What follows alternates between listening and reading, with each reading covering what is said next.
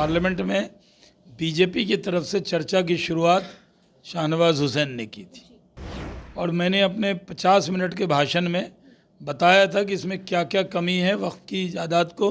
वक्फ की जायदाद तो कहते हैं कि 9 लाख एकड़ है। थर्ड लैंड बैंक अगर किसी के पास है तो वक्फ के पास है। आज किसी को अनाज दे रहा है वक्फ बोर्ड, किसी के अकाउंट में पैसा डाल रहा है, पड़ोसी पहचानता नहीं। जदयू के भारी नेता हैं, रिजाइन कर दिए। राजद ही कूड़ेदान में जाने वाला है। इस बार राजद को कोई सीट उठाने वाली नहीं है।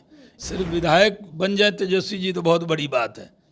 नमस्कार, दर्श न्यूज देख रहे हैं आप और मैं हूं आपके साथ दक्षा प्रिया। देखिए, बिहार के लिए ये एक बहुत ही महत्वपूर्ण वर्ष है क्योंकि साल 2025 का विधानसभा चुनाव होना है और ऐसे में वक्फ बिल को लाकर के क्या कुछ फायदा फिलहाल पहुंचने वाला है बिहार में चुनाव में।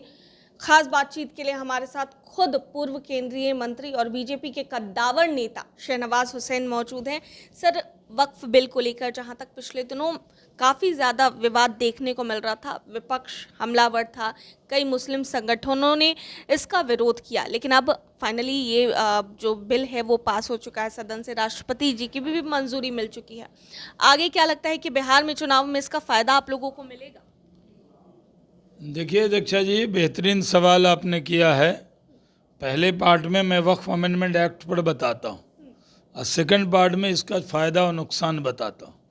सबसे पहली बात तो ये है कि वक्फ अमेंडमेंट एक्ट 2013 में आया था, तब पार्लियामेंट में बीजेपी की तरफ से चर्चा की शुरुआत शाहनवाज हुसैन ने की थी और मैंने अपने 50 मिनट के भाषण में बताया था कि इसमें क्या क्या कमी है, वक्फ की जायदाद को कैसे लूटा जाता है।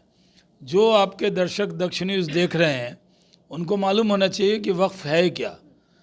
ये हज़रत उमर के वक्त से ये शुरू हुआ है, जो हमारे दूसरे खलीफा थे, और जो लोग मालदार हैं और अपनी ज़मीन का बड़ा हिस्सा गरीब के लिए, यतीम के लिए, विधवा के लिए, जिनके घर में कोई नहीं हो, गरीब आदमी के लिए डोनेट किया, उसी को वक्फ कहते हैं। और वक्फ करते हैं अल्लाह के नाम पे, यानी ये हमने ज़मीन डोनेट कर दी अल्लाह के नाम पर और अल्लाह के जो गरीब बंदे हैं उनकी खिदमत के लिए इसका उपयोग होगा। यही होता है। जैसे गौशाला में लोग सैकड़ों एकड़ ज़मीन दान कर देते हैं और गौशाला की ज़मीन पर अगर मॉल बना के कोई पैसा कमाने लगे तो इतराज़ होगा कि नहीं होगा। उसी तरह वक्फ की जायदाद को आज तक लूटने का ही काम हुआ। वक्फ की जायदाद तो कहते हैं कि 9 लाख एकड़ है। थर्ड लैंड बैंक अगर किसी के पास है तो वक्फ के पास है, लेकिन उसका फ़ायदा मुसलमानों को क्या है? आज किसी को अनाज दे रहा है वक्फ बोर्ड, किसी के अकाउंट में पैसा डाल रहा है। ये मोदी हैं जो हर महीने पर व्यक्ति 5 किलो अनाज दे रहे हैं, सिलेंडर दे रहे हैं, मकान दे रहे हैं, अकाउंट में पैसा डाल रहे हैं। तो जो गरीब लोग थे, अगर उस जायदाद को लेकर इंस्टीट्यूशन बनता, डाक बंगला चौराहा पे देखिए पटना में सारी इमाम फैमिली का वो वक्फुल औलाद का जगह था और उसमें क्या क्या मॉल बन गया, उसके अंदर अपार्टमेंट बन गया। तो उसका जो पैसा है क्या गरीब मुसलमान को मिल रहा है? आप सर्वे कीजिए जाके। वो तो लोगों ने पैसा टेबल के नीचे ले लिया पैसा और कौड़ी के भाव दे दी ज़मीन। अपार्टमेंट करोड़ों रुपए का है वहाँ पर, तो कोई गरीब को फ़ायदा हुआ? और ये मुद्दा तो लालू जी ने भी 2013 में उठाया था पार्लियामेंट के फ्लोर पर, जब अमित शाह जी ने कहा हम लालू जी की इच्छा को पूरी कर रहे हैं। हम लोग वक्फ पे जायदाद जो कब्ज़ा है उसको हटा रहे हैं। एक सवाल जो मुसलमान भाइयों के बीच में गलतफहमी पैदा की जा रही है, वो ये कहा जा रहा है कि इसमें नॉन मुस्लिम मेंबर शामिल कर लिए गए जो वक्फ बोर्ड और वक्फ काउंसिल में, लेकिन मस्जिद कमेटी में, दरगाह कमेटी में, कब्रिस्तान कमेटी में मुस्लिम मेंबर ही रहेंगे, कोई नॉन मुस्लिम मेंबर नहीं रहेगा। वक्फ जो है स्टैट्यूटरी बॉडी है वक्फ बोर्ड, जिसके अंदर 2 MP भी रहते हैं। अब MP मुसलमान न हो, दिल्ली में वक्फ बोर्ड है, MP मुसलमान नहीं है, तो नॉन मुस्लिम आएगा कि नहीं? और अगर नॉन मुस्लिम आएगा तो क्या वक्फ की जायदाद को लूट लेगा? अरे लूट तो आप ही रहे थे, मुसलमान होके लूट रहे थे। नॉन मुस्लिम आएगा तो वो तो और कहेगा कि हमें इसको बचाना है भाई, हमारी जिम्मेदारी। और जो दूसरा एतराज़ है कि साहब ये ट्रिब्यूनल में जाता था, अब DM के यहाँ जाएगा, इसमें एतराज़। तो मौलाना साहब जो बयान दे रहे हैं मोटे मोटे मौलाना साहब लोग, वो अपनी ज़मीन का मामला जब होता है तो कहाँ जाते हैं? डीएम की यहाँ, डीडीसी की यहाँ, डीसीएलआर की यहाँ, सीओ की यहाँ दाखिल खारिज कराते हैं, नहीं कराते? तो आप जो है अपनी ज़मीन का फैसला तो डीएम के यहाँ करा सकते हैं, लेकिन वक्फ बोर्ड की जायदाद के लिए डीएम के यहाँ नहीं जाना होगा, पटना आना होगा, पैसा खर्च करना होगा। तो ये बचाओ, ये अच्छा काम है या बुरा काम? और डीएम जो होता है उसका कोई जात धर्म होता है? DM is always DM. अगर वो डीएम है तो पद गोपनीयता की शपथ लेकर आया है, उसको न्याय करना है सबके साथ, और न्याय करना है तर्क के साथ करना है। तो अगर डीएम करेगा तो वो मुस्लिम होना जरूरी है? ऐसा तो सही नहीं है।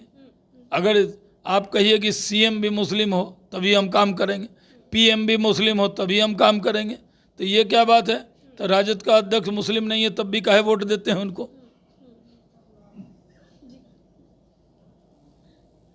सर मेरा लेकिन सवाल है, देखिए क्योंकि मुसलमान संगठनों की जहाँ तक बात हो रही है, मुसलमान समाज की बात हो रही है, तो ठीक है आप तो ये सारी चीज़ें बता रहे हैं, एक्सप्लेन कर रहे हैं बहुत ही अच्छी तरीके से, लेकिन आप उन मुसलमान जो भाई हैं या संगठन हैं या जो मुस्लिम वोट बैंक है, एक बड़ा वोट बैंक है, उनको किस तरीके से इसके लिए राज़ी कर पाएंगे? क्योंकि वो लोग नाराज़ चल रहे हैं। हमने देखा पिछले दिनों जनता दल यूनाइटेड से भी कई अल्पसंख्यक प्रकोष्ठ के लोग इस्तीफा देते हुए नजर आए।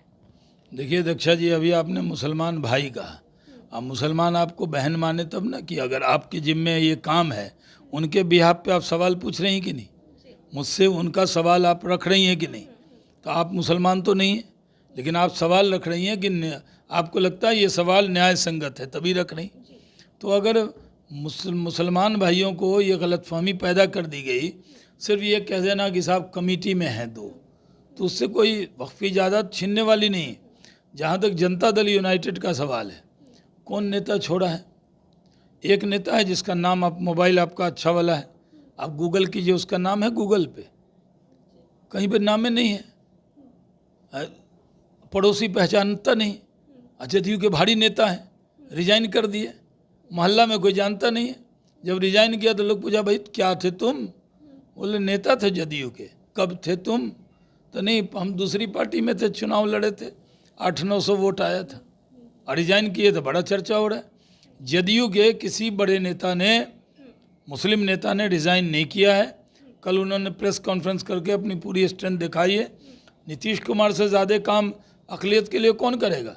मदरसा के टीचर को सरकारी स्कूल के टीचर के बराबर तनख्वाह दी नीतीश कुमार ने, अंजुमन इस्लामिया बनाया, दरगाह में पैसा दिया, अल्पसंख्यक उद्यमी योजना चलाया जिसमें 10 लाख रुपया पर व्यक्ति वो दे रहे हैं, खानकाहों में पैसा दिया, माइनॉरिटी हॉस्टल बनाए नीतीश कुमार जी ने। लालू जी ने और तेजस्वी जी ने सिर्फ ज़बान चलाई है, और नीतीश कुमार ने कलम चलाकर मुसलमानों की तकदीर और तस्वीर को बदलने का काम किया है। ऐसे आदमी का विरोध कर रहे हैं आप, कौन साथ आएगा आपके? मैं मुस्लिम भाइयों से कहता हूँ, अपने आप पढ़ाई को पहचानिए। नरेंद्र मोदी कहते हैं सबका साथ, सबका विकास, सबका विश्वास, हम किसी को छोड़कर नहीं चलेंगे। किस तरह सिटीजनशिप अमेंडमेंट एक्ट पर गुमराह किया गया था, आपने कवर किया था, कितना धरना हो रहा था, शाहीन बाग में धरना, दादी बैठी थी कि भाई दादी बैठ गई हैं धरने पे, अब दादी नहीं है दुनिया में, लेकिन वो धरना क्या था कि मुसलमानों की नागरिकता ले ली जाएगी। एक मुसलमान की नागरिकता गई? आप एक बता दीजिए किसी की गई हो बिहार में? नहीं गई। उसी तरह गुमराह कर रहे हैं वक्फ अमेंडमेंट एक्ट पर, और जब हम बोल रहे हैं तो हमें गालियाँ देने का काम कर रहे हैं। सच्ची बात कहनी है। मौलाना अबुल कलाम आज़ाद ने 15 अगस्त 1947 को जामा मस्जिद के सीढ़ी से कहा था, ऐ मुसलमानों ये तुम्हारा देश है, तुम छोड़ कर जाओगे तो जाके मुहाजिर बन के रहना पड़ेगा दूसरे मुल्क में। आज भी वहाँ मुहाजिर की ज़िंदगी जी रहे हैं। मैं मौलाना आज़ाद को फॉलो करता हूँ, उनको अपना आइडियल मानता हूँ, औरंगज़ेब को नहीं मानता, मौलाना आज़ाद को मानता हूँ। और मैं कह रहा हूँ ये वक्फ अमेंडमेंट एक्ट मुसलमानों के हित में है, आपके लिए बनाया है मोदी जी ने। दुष्प्रचार का शिकार मत होइए, गलतफहमी मत पैदा कीजिए। तेजस्वी यादव कह रही कि अगर उनकी सरकार बनती है तो वो वक्फ बिल को उठाकर कूड़ेदान में फेंक देंगे। राजद ही कूड़ेदान में जाने वाला है। इस बार राजद को कोई सीट उठाने वाली नहीं है। इतनी सीट भी नहीं आएगी कि वो विपक्ष के नेता का पद जो है कैबिनेट रैंक, सिर्फ विधायक बन जाए तेजस्वी जी तो बहुत बड़ी बात है। तो वो बड़ी बड़ी बात न करें, उससे कोई फर्क नहीं पड़ता। एक आखिरी सवाल सर, कल राहुल गांधी जी का बिहार दौरा हो रहा है और संविधान बचाओ यात्रा लगातार वो करे, तीसरी बार वो आ रहे, बेगूसराय में पद यात्रा भी करने वाले हैं, किस तरीके से देख रहे हैं? राहुल गांधी संविधान बचाने नहीं, कांग्रेस बचाने के लिए आ रहे हैं, क्योंकि कांग्रेस पिछली बार 70 लड़ी थी, 51 हार गई, 19 जीती थी। इस बार तेजस्वी जी और लालू जी जो है वो सीट नहीं देने वाले हैं ज़्यादा, तो इसलिए राजद पे दबाव बनाने का उनका खेल चल रहा है, इसलिए वो आ रहे हैं। संविधान तो बचा हुआ है, बाबा साहब का दिया हुआ संविधान जो है वो देश में रहेगा और उसको दुनिया की कोई ताकत छू नहीं सकती। राहुल गांधी खाली लाल किताब लहराते रहते हैं संविधान वाला, और कभी उसको पढ़ते नहीं, टाइम ही नहीं रहता है, बहुत बिजी रहते हैं। बहुत बहुत शुक्रिया सर बातचीत के लिए। तो हमारे साथ पूर्व केंद्रीय मंत्री मौजूद थे शहनवाज हुसैन, और क्या कुछ कहा उन्होंने, विपक्ष पर किस तरीके से हमलावर नजर आए हैं, इसके अलावा वक्फ संशोधन बिल को लेकर के क्या कुछ कहते नजर आए हैं मुसलमानों को, आप सुन रहे थे। कैमरा पर्सन शशि के साथ मैं दक्षा प्रिया, दर्श न्यूज, पटना।